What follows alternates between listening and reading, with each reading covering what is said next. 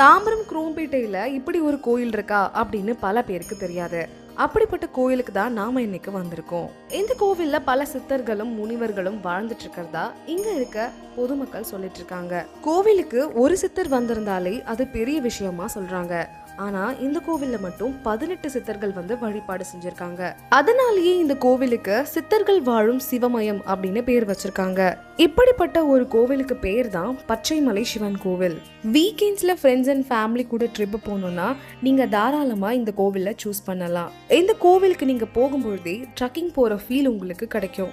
இந்த கோவில்ல நீங்க படிக்கட்டுல ஏறி போலாம்.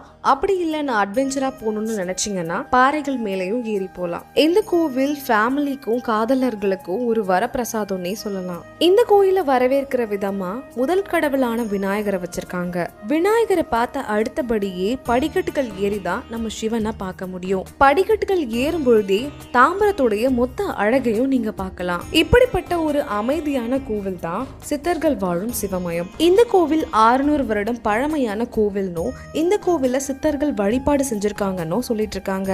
இந்த கோவிலோட சிறப்பான விஷயம் என்னன்னா சித்தர்கள் வழிபடும் பாலாம்பிகை இந்த கோவில்ல இருக்காங்க. இவங்க தோன்றியதற்கு ஒரு கதை இருக்கு.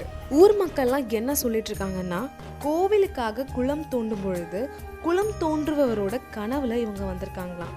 அதனாலேயே இந்த அம்மனுடைய சிலையை இங்க வச்சிருக்காங்க. இது மட்டும் இல்லாம இந்த கோவில்ல பெரிய ஆலமரமும் அரச மரமும் வேப்ப மரமும் இருக்கு. இந்த மரங்களுடைய ஸ்பெஷல் என்னன்னா காத்தைய அடிக்கலனாலும் இந்த மரங்கள் ஆடிக்கிட்டு இருக்கும். இதனாலேயே இந்த மரங்கள்ல சித்தர்கள் வாழ்ந்துட்டு இருக்காங்க அப்படின்னு இந்த ஊர் மக்கள் நம்பிக்கிட்டு இருக்காங்க. இந்த கோவில்ல சிவன் மட்டும் இல்லாம பல கடவுள்களோட சிலைகளும் வச்சிருக்காங்க.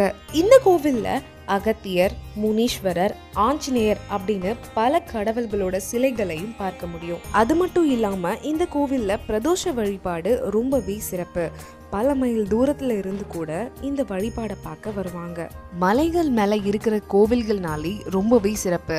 அதுலயும் திருவண்ணாமலை, வெள்ளையங்கிரி மலை இந்த கோவில்களுக்கு ஈக்குவலா பச்சைமலை சிவன் கோவில் அமைஞ்சிருக்கு. அது மட்டும் இல்லாம இந்த கோவில்ல இருந்து திருநீர்மலை பெருமாள் கோவில், குன்றத்தூர் முருகர் கோவிலும் இங்க இருந்தே பார்க்க முடியும்.